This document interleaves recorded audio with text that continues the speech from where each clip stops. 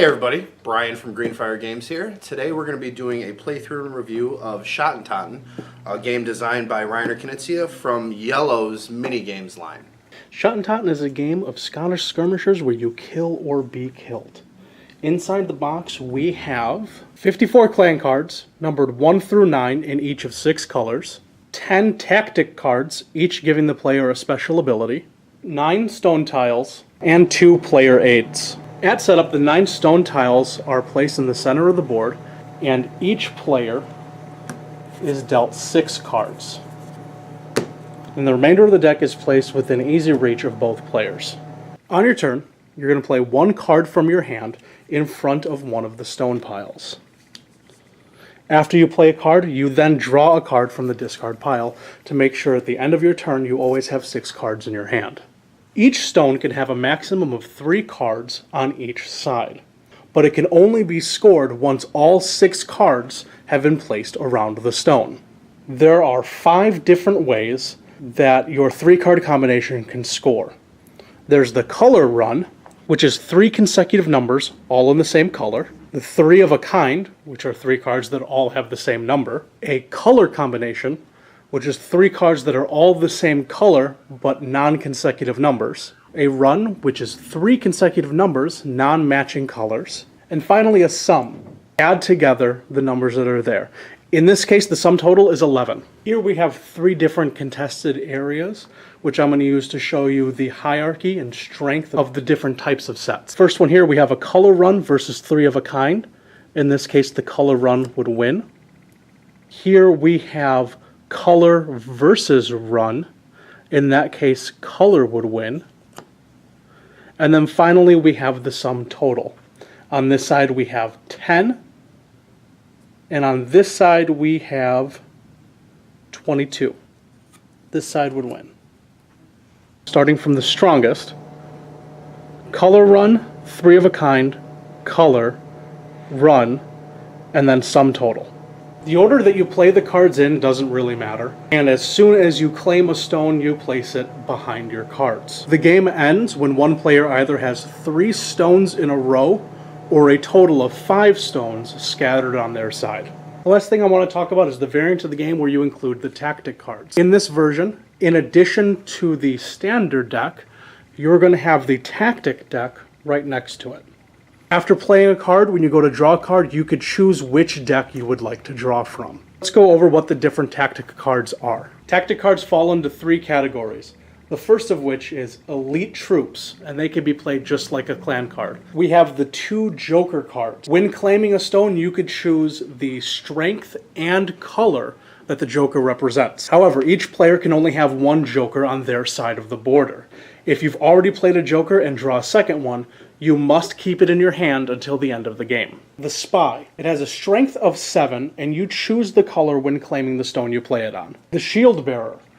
It has a strength of 1, 2, or 3, and you choose the color when claiming a stone. The next category is combat modes. These are played on stone tiles. We have Blind Man's Bluff. Claim the stone that has Blind Man's Bluff on it, add only the strength of the cards played on it, without taking into account any possible combinations. Mud Fight.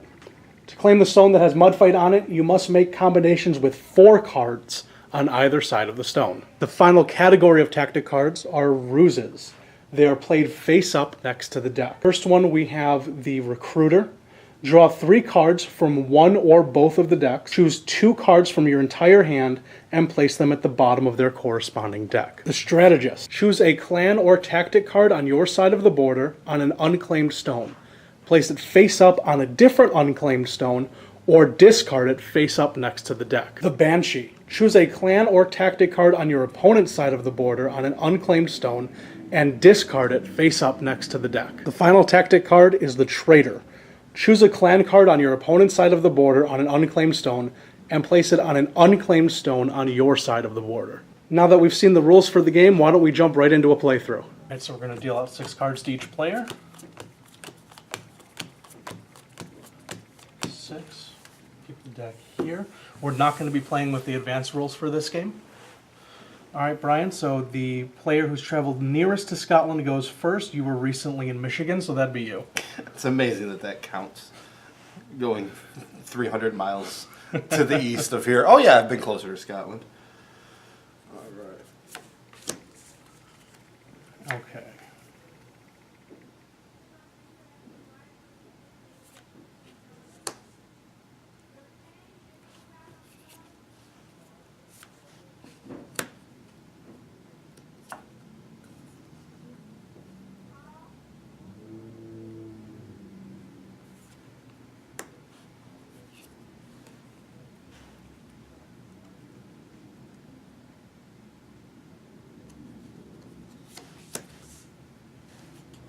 All right, let's see here.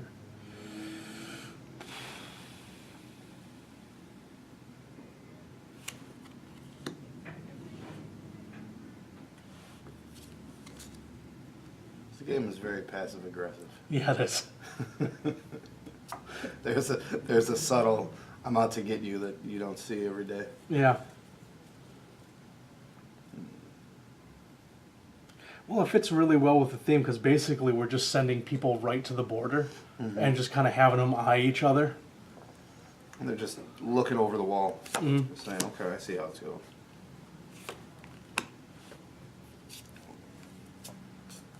Missed my draw again.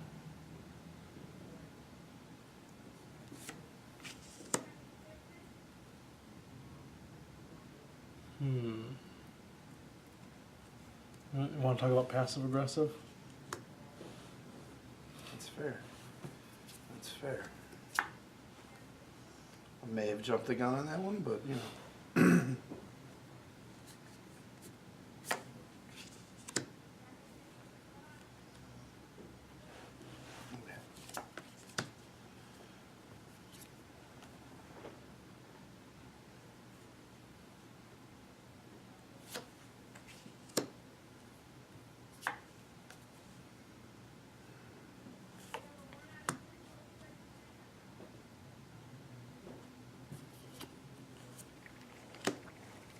All right, so at this point, this is a color run. The only thing that can beat it is a color run with higher numbers, but I don't actually score until he places his 3 cards. So that one is just put out as a big threat. What did you just play? 7. 7, okay.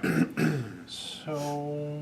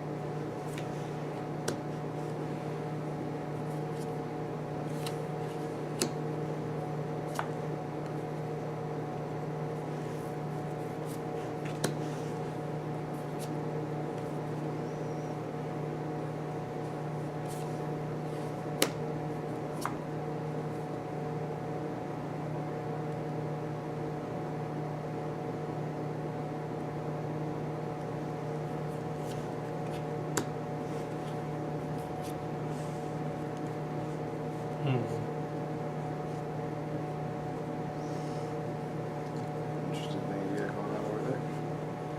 So I have your 6, my 5, and the 2 is nowhere to be found yet. Mm-hmm.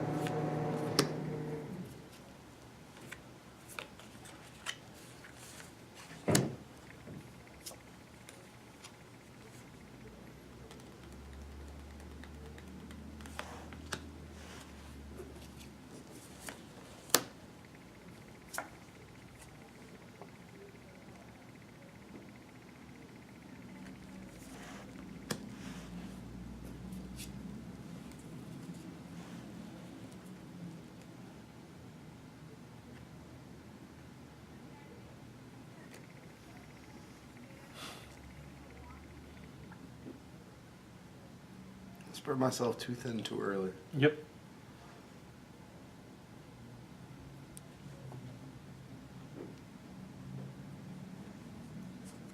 Gonna waste one. Useful waste.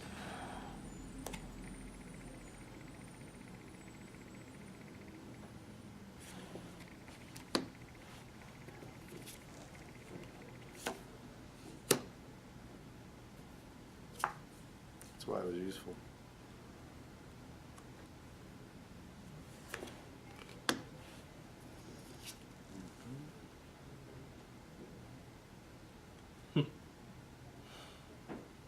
All right.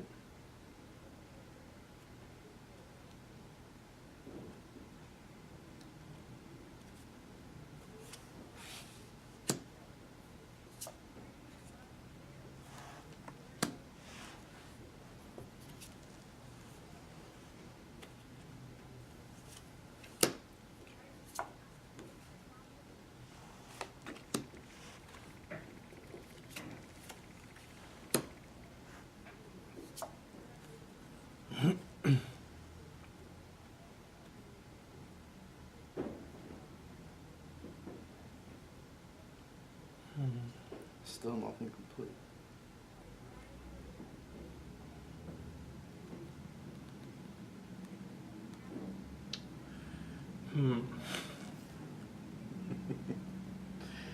Dang. I kind of want to be on that side right now Yeah. because I can finish 3 of yours. Yeah. No problem.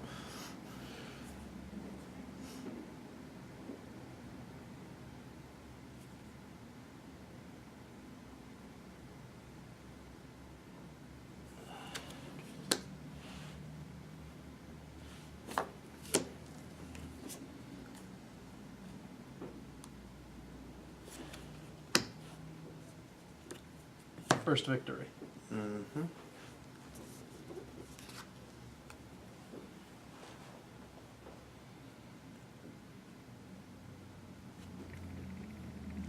So at this point, we run out of cards in the draw deck, so we keep playing until we run out of cards. Mm-hmm.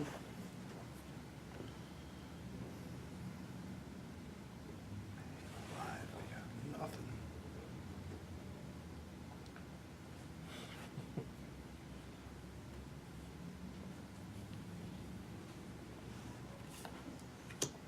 That's where we're at right now. That's a Playing scary place to be. nonsensical cards. That one goes you. Yep. Which means if I win this one, which I won't, I would win. So let's.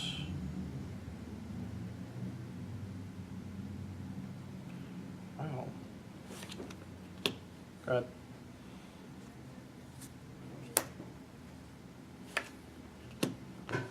I win based on some, don't I? No, No, you do. No, I get that one. Yeah. So.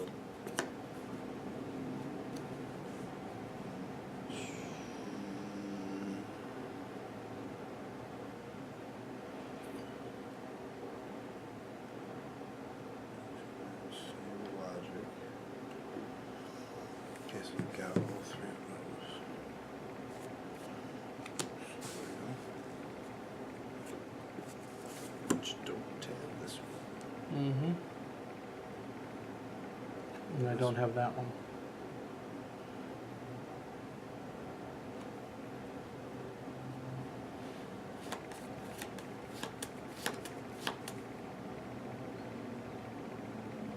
I think you may have gotten this. Oh no. No. No, I totally won. So I'll just put that there.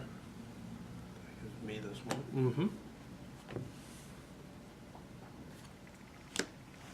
Which gives me this one. Mm-hmm. I'll put this there. Which gives you that This one. And then as soon as you set that one down, I win. Because I have 5. And this would give me 4. Yep. But we wouldn't even get to that point because I would win. Yeah, once you get the 5th, this one becomes Yep. irrelevant. All right, well, there you go. So I really like this. I did too. Go ahead. Sorry, it's simple. Yep. It's fast. I think we played it in, 10 minutes? Yeah, and we got all the way through. It Yep. wasn't, there's a couple of different ways to win. You can get the 3 in a row. You get your 5. We finished it with all the cards basically right down to the absolute end of the game. Yeah. And it still only took 10 minutes. It's really fast. It's good for all ages. There is some counting involved, but it's very light counting. So if you know your colors and you know your on your hands arithmetic, Yeah. you're pretty good for this. So when they say 8 and up, that's pretty accurate, which is good. It's a really good all ages game, fun for people our age. Yep. Good one for kids. Good family game. The 2-player thing is nice. There aren't a lot of games Right. that are geared specifically for the 2-player crowd. This is a really good one. And I mean, I've played the game once or twice before. The one that we did for the video was Brian's second time playing. Yeah. And you could just jump right into it right out of the box. The rule book is really simple and elegant. I mean, it's a Reiner Knizia game, so he knows what he's doing. Yes, he's very good at making games not necessarily simple, but easy to learn. Not a lot of confusing mechanics or anything like that. There's definitely, you could see the experience in the game design. Yes, absolutely. I think the artwork is great. I think it's really funny. Yeah, it is funny. The artwork for number 7 is really terrifying. It's the woman throwing the whole tree at you. It's a real good, either if you only got a few minutes to play something before, doing something, or even like a palate cleansing game in between 2 larger games on a game night. It's something I would highly recommend for that. It's another good one if you've got, if you're a gamer and you're starting to get your kids into it. This is a good, all right, I'm going to sit down with my 10-year-old, play it, and then you kind of bridge the gap from this game into something a little bit more complicated. This is a really good entry point game. Absolutely. Yeah, fun, inexpensive. It retails for $15. Yep. Yellow's minigames line is spectacular. The stuff they put in there. Easy to learn, good for all ages, so I say yes. Yeah, it's a great game. Yep. Well, thanks for watching. We hope you enjoyed the video. Go ahead and subscribe if you're not already. Hit like for the video. Share if possible. Check us out at greenfiregames.net as well as our Facebook page. And thanks for watching.